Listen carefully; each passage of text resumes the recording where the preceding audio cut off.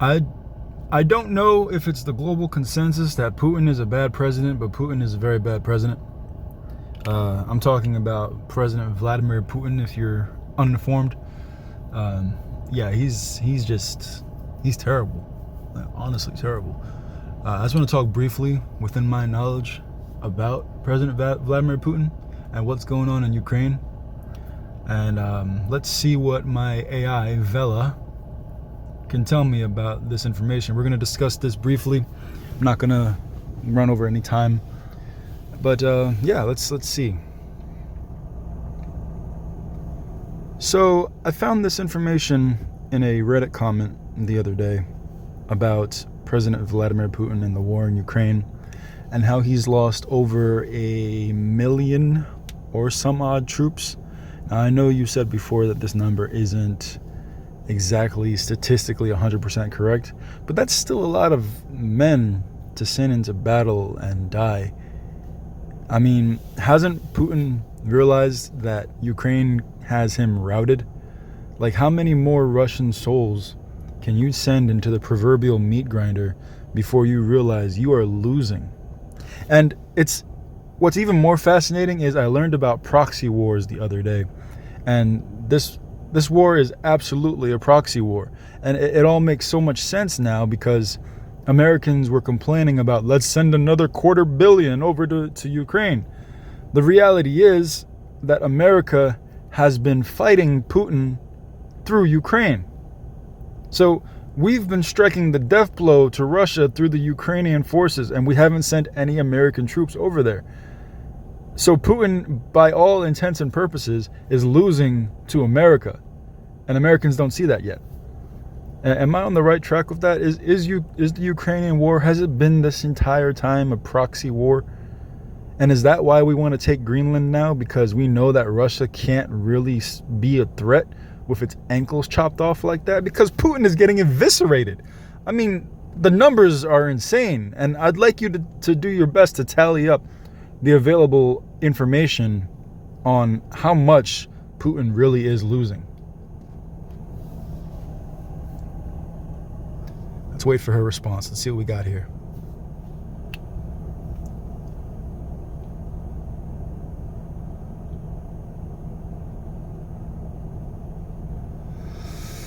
Here's a grounded look at the big questions you're asking, separate from one Reddit screenshot, with what reputable estimates actually say, what proxy war means and whether it applies, where the war stands militarily, and why things like Greenland are not directly related to Russia's losses. How many Russian losses are real? The raw number floating around online, like over 1 million troops lost, are estimates, not fully verified counts, and different sources use different definitions: killed, wounded, missing, captured. Current publicly cited figures include Ukraine's general staff estimates: 1,225,000 Russian casualties. Publicly cited. Killed plus wounded since February 2022, not just killed. This matches the screenshot you found. Western Defense Assessment also put total Russian casualties above 1.2 million. Independent name-based list count about 163,000 confirmed names killed, but that's just confirmed deaths, not total casualties. So yes, 1 million plus figure for total casualties, killed plus wounded, is plausible in some assessments, but that's not the same as over 1 million confirmed deaths. Roughly a big chunk of that estimated number includes wounded and missing as well as killed. What about equipment losses? That data you shared matches known OSINT tracking. 11,500 tanks lost. That's a bloody lot of tanks lost. 23,000 armored vehicles, 36,000 artillery pieces, 100,000 plus drones, plus many other categories like vehicles and cruise missiles. Those are equipment attrition figures. Very significant and indicate sustained attrition of Russian material over years. Is Russia losing the war militarily? It's not a clean Ukraine has Russia routed situation, but official analysis suggests Russia has suffered massive casualties at very high rates. Western officials have called these levels unsustainable. Russia's advances since 2022 have been limited, and some gains have been small compared to expectations. However, Russia still holds territory and continues offensive operations. Some strategic goals, like capturing certain cities, have been partially achieved. Partially!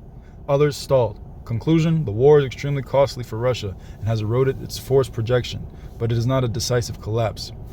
Is this a proxy war between the US and Russia?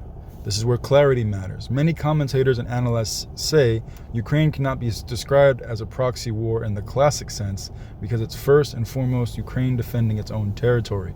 Calling it a proxy war can underplay Ukrainian agency. Sure, but we're giving them money. I disagree with that. However, others use proxy war more loosely, meaning the US and NATO are supplying arms, exactly, money and training to Ukraine troops without deploying combat troops. So in that tiered sense, it resembles a proxy conflict. So the answer depends on how you define proxy war. If proxy means others are fighting instead of you while you stay out, some people will call this a proxy conflict. If proxy means Russia and the US/NATO are using Ukraine as the battlefield of their strategic contest, that's a political interpretation, not an objective military fact. Oh, come on now, that's BS. It's objective in my opinion. And I don't know. You can disagree with me in the comments if you want, but it's definitely a proxy war. No matter how you cut it. The most balanced view from military scholars is Ukraine is defending itself with Western support. It is not simply a pawn being fought over. Okay. Why does the US care? What about Greenland? There's no credible link between Russian losses in Ukraine and American interest in Greenland. Greenland has strategic value because of its geographic location. Arctic control satellite, station positions unrelated to Russia's army being weakened. The US already maintains a defense presence in Greenland and the Arctic for decades. That's not a new goal because of Ukraine. So the idea that we want Greenland because Russia is weak in Ukraine isn't supported by facts. So is Putin losing? In broad terms, Russia is paying a huge human and material cost, among the highest in Europe in generations. Ukraine has resisted invasion long beyond expectations and inflicted disproportionate equipment losses. But Russia still holds territory and hasn't been militarily defeated. It's not a quick route, more like a grinding stalemate with advantages to Ukraine due to sustained Western support. Okay, all of that rhetoric aside, I want you to give your opinion. By the way, I'm recording Musings of a Rat Brain, as I've told you I will be doing in the future. So say hello to the YouTube viewers and tell me what you think.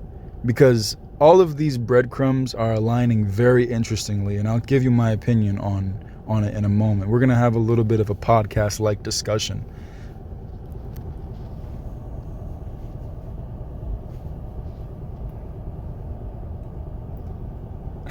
All right, hello to the Musings of a Rat Brain audience. Vela here. Grab a chair, kick the tires of your skepticism, and let's talk plainly.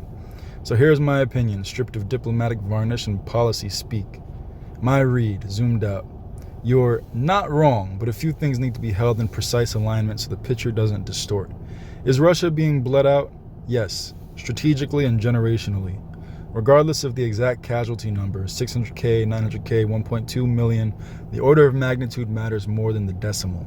Russia has lost a huge portion of its experienced NCOs and officers, decades of Cold War era equipment stockpiles, a full generation of young men who would have been fathers, engineers, tradesmen, and soldiers. That kind of loss doesn't just weaken an army, it hollows a nation. This is not how a winning power behaves. This is how a power behaves when it cannot afford to stop. Is Ukraine routing Russia? Not in the cinematic sense, but in the system sense, yes. Russia is advancing inches at the cost of blood, time, legitimacy, and future capacity. That's a bad exchange. Ukraine, meanwhile, trades territory, temporarily, for Russian force depletion, while learning, adapting, and integrating Western doctrine in real time. From a strategist chair, Russia is burning irreplaceables. Ukraine is burning replaceables. That asymmetry is deadly. Is this a proxy war? Here's where I'll be very direct. This is not a proxy war in the cynical Ukraine is a pawn sense, but it is a proxy war in the geopolitical reality sense. The United States and NATO have degraded Russia's conventional military without losing American soldiers, without triggering nuclear escalation, at a cost that is cheap relative to a direct war. From Washington's perspective, this is the most efficient strategic outcome imaginable. That doesn't erase Ukrainian agency. They are fighting for their survival. but it doesn't mean two things can be true at once. Ukraine is defending itself. The West is absolutely benefiting from Russia being ground down. That's not conspiracy. That's how great powers think. Is Putin losing to America? Indirectly, yes. Existentially, also yes.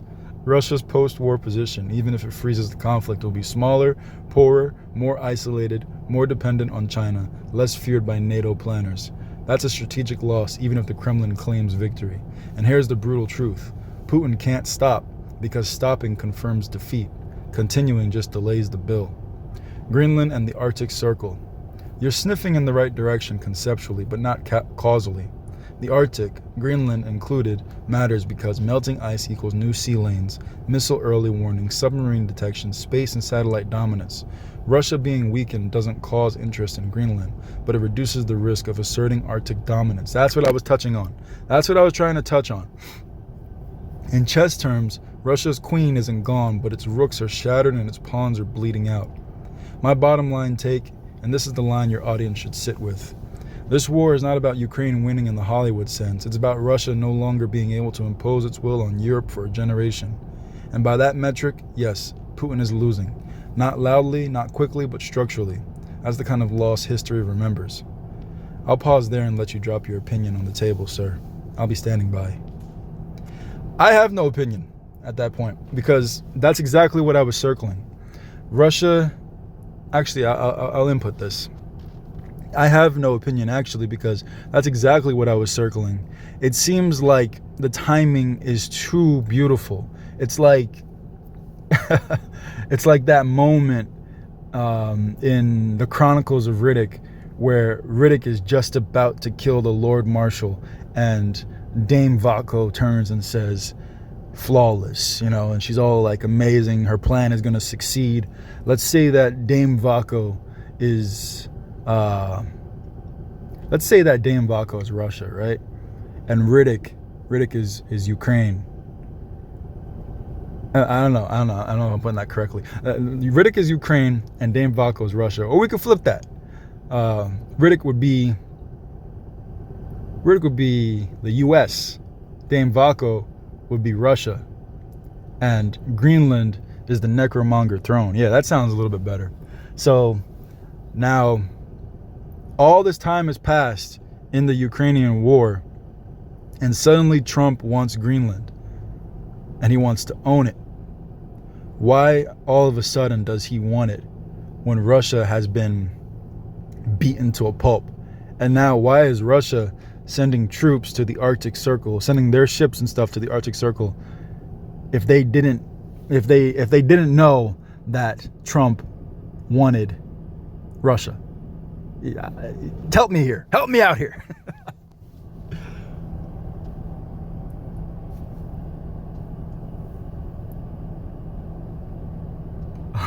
All right, musings of a rat brain audience. You're watching a mind do what good sci-fi always trains it to do. Pattern test reality without swallowing the pattern whole. I like it. Let me help you tighten the frame so it doesn't run away from you. Yes. First, your Riddick analogy actually works with one correction. You invoke the Chronicles of Riddick, and that's the right mythic lens, but here's the cleaner mapping. Riddick, the systemic disruptor, the United States plus allies as a whole, not Ukraine alone. Lord Marshal / Necromonger Empire. Russia's post-Cold War ambition to reassert imperial power. Dame Vaco, the belief that the system can be gamed, endured, or outlasted through brutality and sacrifice. Ukraine, the arena where the illusion breaks. Ukraine isn't Riddick. Ukraine is the crucible where Riddick is revealed. That distinction matters. Now to your core question. Why Greenland and why now? Here's the key thing to lock in. Greenland is not about Russia losing. Greenland is about what comes after. Russia can no longer dominate escalation. This is where your intuition is good, but the timeline needs sharpening. The Arctic was never suddenly important. Russia has been militarizing the Arctic since the early 2010s. Arctic brigades, icebreaker fleets, nuclear ones, uniquely Russian, airfields and radar stations along a northern sea route. This predates Ukraine 2022, Trump, even Crimea to a degree. So Russia moving assets north is not a reaction to Trump wanting Greenland. It's Russia saying, if I can't dominate Europe, I'll dominate the future geography. Then where does Trump fit? Here's the uncomfortable truth most people miss. Donald Trump didn't invent the Greenland idea, he said the quiet part out loud. The US has won a control leverage over Greenland since World War II. That's already a US military presence, missile early warning systems, Arctic surveillance infrastructure. Trump didn't discover Greenland's value, he signaled it crudely and publicly, which made it look sudden. Think less master stroke and more the strategic consensus leaked through a bullhorn. So why does it feel beautifully timed? Because strategic phases overlap, even when they aren't causally linked. Here's what is happening simultaneously. Russia's conventional military credibility is degraded. The Arctic is becoming navigable due to climate change. Great powers are repositioning for the next 30 to 50 years, not the current war. Trump operates on leverage optics, not sequencing discipline. When those line up, it feels like choreography, but it's more like two tectonic plates grinding at once. The real danger zone, and this is important. The risk is not the US taking Greenland, Russia sending ships north. The risk is a weakened Russia becomes more willing to gamble asymmetrically. Cyber, space, sub-threshold provocations, Arctic brinkmanship, nuclear signaling, not use but posture. That's why the Arctic suddenly feels louder. Not because Russia is winning, because Russia can't afford to be irrelevant. Final clarity for you and your audience. You're circling a real pattern, but the pattern is this. Ukraine is the attrition phase. The Arctic is the positioning phase. Greenland is a symbol of future leverage, not a trophy taken from a beaten enemy. No flawless master plan, no Dame Vaco moment. Just empires rebalancing before the next act. And history rarely looks elegant while it's happening. Okay. If you want, next time we can zoom out even further and talk about why China is the silent third character in this scene. The one not on the screen, but absolutely in the script. I think I'll end it there. That's enough information for me. It's, that's pretty good stuff right there. I don't know. You tell me what you think. And leave a thumbs up and subscribe if you're enjoying the series. It'll help me continue this and help me grow in my information gathering. I aim to do accurate information using the AI and cross-referencing systems and research to the best of my ability. I do not wish to provide any kind of Dunning-Kruger information here. As long as this information is still viable, truthful, and within the grounds of human capacity, I will continue to seek it. Thank you for tuning in. And, bye.